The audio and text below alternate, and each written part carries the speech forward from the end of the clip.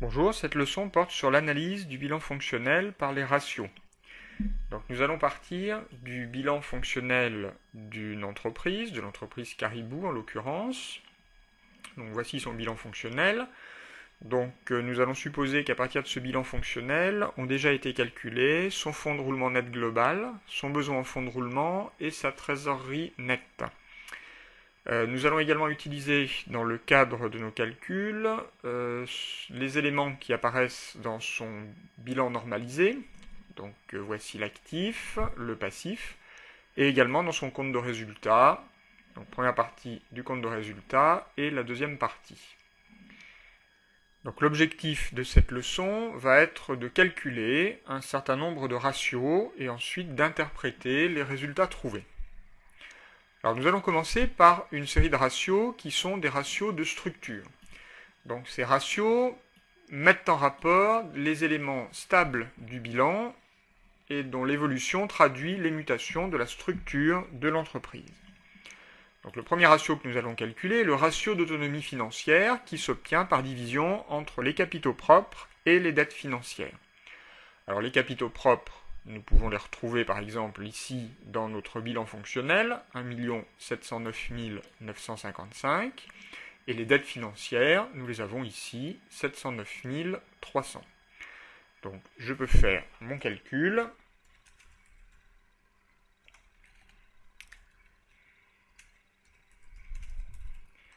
Et j'obtiens un résultat de 2,41.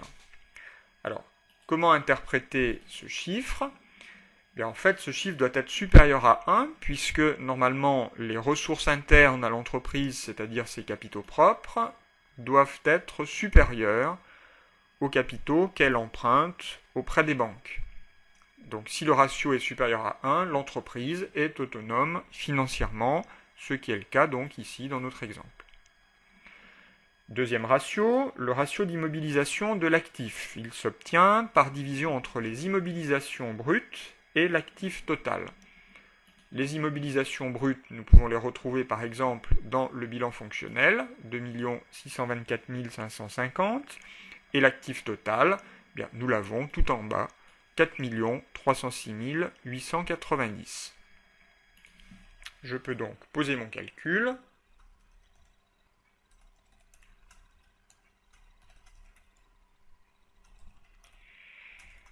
Et j'obtiens donc un ratio égal à 0,61. Que signifie ce ratio ? Eh bien, il va mettre en évidence la surimmobilisation ou la sous-immobilisation de l'actif. En fait, plus le ratio sera élevé, plus l'actif contiendra d'immobilisation. Ici, dans notre entreprise, l'actif contient 61% d'immobilisation. Donc c'est un ratio qui est variable selon les secteurs, bien évidemment. Il est relativement faible dans les entreprises commerciales qui disposent relativement peu d'actifs immobilisés. Et il est beaucoup plus élevé, bien évidemment, dans les entreprises industrielles. Alors pour la plupart, et même pour la totalité des ratios que nous allons calculer dans notre exercice, il est bien évident qu'il faudrait comparer l'évolution de ces ratios d'une année sur l'autre, et essayer de les comparer également avec les mêmes ratios obtenus par d'autres entreprises du même secteur d'activité. Notre troisième ratio est un ratio de liquidité de l'actif. Donc là, nous allons comparer l'actif circulant avec l'actif total. Alors, notre actif circulant, nous pouvons l'obtenir par exemple en allant observer l'actif du bilan. L'actif circulant, en fait, est ici. Donc nous avons le total qui s'élève à 1 658 340.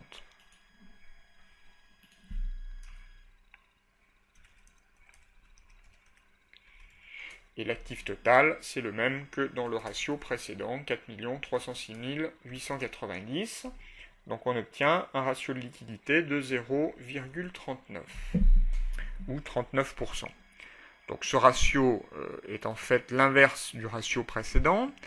En fait, nous avons conservé l'actif circulant par opposition à l'actif immobilisé dans le ratio précédent. Et donc notre ratio montre quelle est la part de l'actif qui peut se transformer assez rapidement en argent. Ici 39% dans notre exemple. Nous passons ensuite au ratio de financement des immobilisations. Donc nous allons comparer les ressources stables aux actifs stables, donc en reprenant les montants qui avaient été calculés dans le bilan fonctionnel. Donc le calcul me donne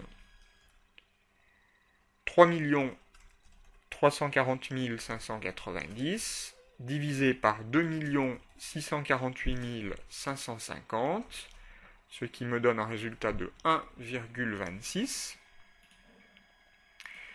Donc c'est un ratio qui doit être supérieur à 1, puisque les ressources stables correspondent aux sources de financement des investissements, c'est-à-dire des actifs stables.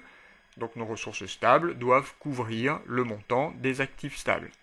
Donc si le ratio est supérieur à 1, ce qui est le cas ici, cela signifie que notre FRNG est positif, puisque le FRNG, le fonds de roulement net global, s'obtient par soustraction entre les ressources stables moins les actifs stables. Donc plus notre ratio sera élevé, plus nous disposerons d'un excédent de ressources stables. Et donc plus la situation sera favorable pour notre entreprise. Dernier ratio de structure que nous allons calculer, c'est le ratio de couverture des capitaux investis. Donc nous allons reprendre le même montant de ressources stables que dans le ratio précédent, et nous allons diviser par les actifs stables, donc 2 648 550, auxquels nous allons rajouter cette fois-ci le besoin en fonds de roulement, donc qui avait déjà été calculé et qui s'élève à 760 740.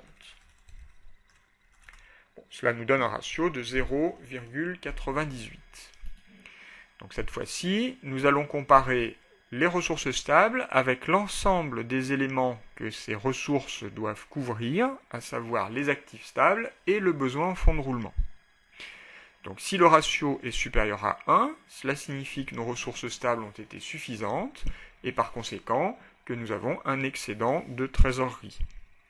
Donc plus le ratio sera élevé, plus la trésorerie sera positive. Ici nous avons un ratio qui est inférieur à 1, donc notre trésorerie est négative, ce qui confirme le calcul qui avait été fait précédemment, puisqu'à partir de notre bilan fonctionnel, nous trouvions une trésorerie nette égale à moins 68 700 €.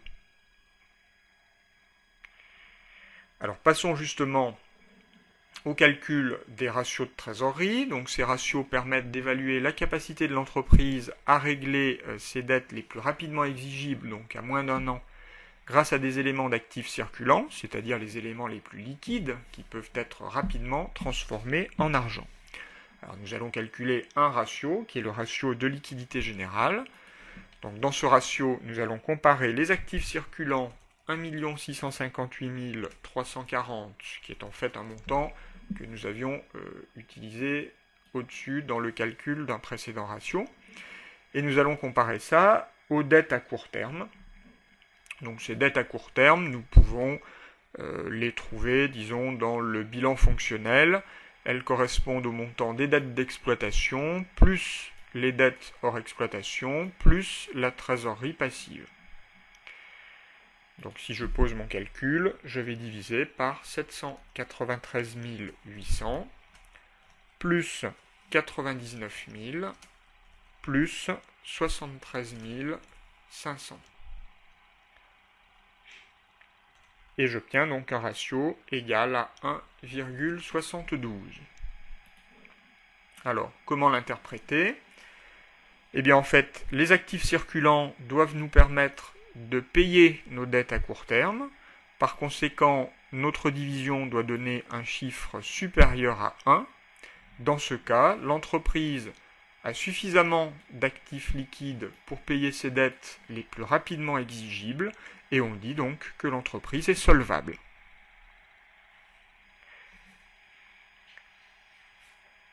Continuons notre analyse en calculant la durée des crédits. Donc ces durées vont permettre d'évaluer la situation de l'entreprise quant à la formation de son besoin en fonds de roulement.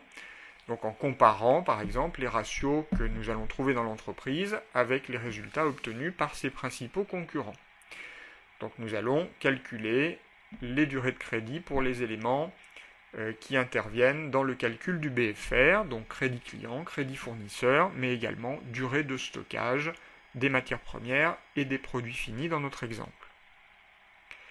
Donc nous commençons par la durée de crédit accordée à nos clients.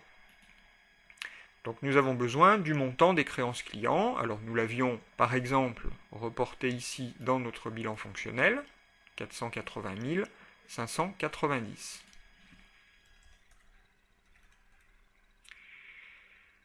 Nous allons devoir diviser par le chiffre d'affaires TTC. Alors le chiffre d'affaires se retrouve dans le compte de résultat. Il s'agit en fait du total des ventes. Donc nous l'avons sur cette ligne FL, 3 769 350. Alors simplement, le montant donné par le compte de résultat est un montant hors taxe, donc il va falloir rajouter la TVA. Nous allons supposer que la TVA pour l'exercice est à 19,6%, donc je vais multiplier par 1,196. Et donc pour terminer mon calcul, je multiplierai ma fraction par 360. En faisant ce calcul, j'obtiens 38,4 jours. Bon, très facilement, que signifie ce ratio? Eh bien, cela signifie que nous accordons en moyenne une durée de crédit d'environ 38 jours à nos clients. Donc, plus le ratio est élevé, plus nos clients vont tarder à payer. De la même manière, nous pouvons calculer la durée de crédit que nous accordent nos fournisseurs. Donc cette fois-ci, nous allons comparer les dettes que nous avons sur nos fournisseurs avec le montant total des achats TTC que nous avons réalisés auprès d'eux. Les dettes fournisseurs, nous allons pouvoir les trouver par exemple ici dans notre bilan fonctionnel, 459 250.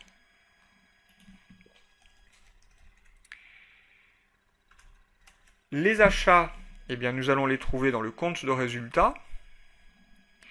En l'occurrence, il faut prendre la totalité des achats, c'est-à-dire les achats de marchandises, les achats de matières premières et autres approvisionnements, mais aussi les autres achats et charges externes. Donc je vais faire l'addition de ces trois montants dans la parenthèse, 448 000 plus 1 064 000 plus 475 400. Ces montants-là sont des montants hors taxe pris dans le compte de résultat. Donc je vais multiplier par 196 pour avoir le montant TTC. Et donc la totalité de ma fraction sera ensuite multipliée par 360. J'obtiens au final 69,6 jours. Que signifie ce chiffre? Eh bien, il signifie qu'en moyenne, mes fournisseurs m'accordent à peu près 69 jours pour payer mes dettes. Donc, plus le ratio sera élevé, plus mon entreprise tardera à payer ses fournisseurs. Nous pouvons ensuite calculer la durée moyenne de stockage des matières premières. Donc, pour ce faire, nous avons besoin de notre stock de matières premières que nous allons retrouver dans l'actif du bilan. Le stock de matières premières est ici dans l'actif circulant sur la ligne BL, 545 000. Et nous allons comparer ça aux achats de matières premières plus la variation de stock que nous allons lire dans le compte de résultat. Donc dans les charges d'exploitation, les achats de matières premières sont sur la ligne FU et la variation de stock sur la ligne FV. Donc ici, 1 064 000 plus moins 45 000. Je vais mettre directement moins 45 000 dans mon calcul. Le tout étant multiplié par 360. Et nous obtenons donc une durée de stockage moyenne de 192,5 jours. Donc en moyenne, nous stockons nos matières premières 192 jours avant de les transformer. Donc plus le ratio sera élevé, plus l'entreprise va immobiliser durablement de l'argent dans ses stocks. De la même manière, nous pouvons calculer la durée de stockage des produits finis. Donc cette fois-ci, nous avons besoin du stock de produits finis que nous allons retrouver également dans l'actif circulant sur la ligne BR, 375 000. Et nous allons comparer ce chiffre aux ventes de produits finis et à la production stockée que nous allons retrouver dans le compte de résultat. Donc la vente de produits finis se retrouve ici sur la ligne production vendue de biens 3 203 350 et la production stockée est sur la ligne FM 43 000. Donc je peux reporter ces chiffres dans mon calcul.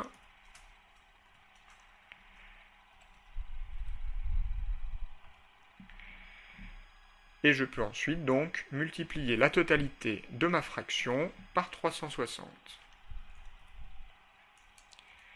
J'obtiens un résultat de 41,6 jours. Donc en moyenne, je stocke mes produits finis 41,6 jours avant de les vendre. Donc bien évidemment, plus ce chiffre sera élevé, plus nous aurons des difficultés à écouler nos stocks. Enfin, nous allons calculer des ratios de rentabilité. Donc ces ratios permettent de juger de l'efficacité de l'activité de l'entreprise. Et donc, pour ce faire, nous allons utiliser un indicateur de résultat en le comparant au niveau d'activité ou aux capitaux engagés par l'entreprise. Donc notre premier ratio est le ratio de marge bénéficiaire. Nous allons comparer notre résultat net au chiffre d'affaires réalisé pendant la période. Donc le résultat net va se retrouver soit dans le bilan, donc côté passif sur la ligne DI résultat de l'exercice, soit dans notre compte de résultat sur la ligne HN bénéfice ou perte. Donc ici nous avons dans les deux cas bien évidemment 264 225 €. Nous allons comparer ça au montant de notre chiffre d'affaires, hors taxe, donc que nous allons retrouver dans les produits d'exploitation du compte de résultat, donc ici sur la ligne FL, 3 769 350. Et donc nous obtenons 0,07, que l'on peut également exprimer en pourcentage, cela nous donne 7%. Donc dans ce ratio, nous comparons le montant de nos ventes, le chiffre d'affaires, avec le montant du bénéfice réalisé. Donc c'est un ratio qui va évaluer la facilité avec laquelle les ventes de l'entreprise vont générer un bénéfice. Ici, pour 100 € de vente, nous allons réaliser un bénéfice de 7 €. Enfin, nous pouvons calculer la rentabilité financière en comparant le résultat net aux capitaux propres engagés par l'entreprise. Donc le résultat net, nous l'avons dit au-dessus, est de 264 225 €. Et les capitaux propres, nous les avions utilisés dans les calculs précédents. Et nous les retrouvons ici, par exemple, dans le bilan fonctionnel. 1 709 955. Donc le calcul nous donne 0,155, c'est-à-dire 15,5%. Donc cette fois-ci, nous avons comparé dans notre ratio les capitaux engagés, les capitaux propres, avec le bénéfice réalisé.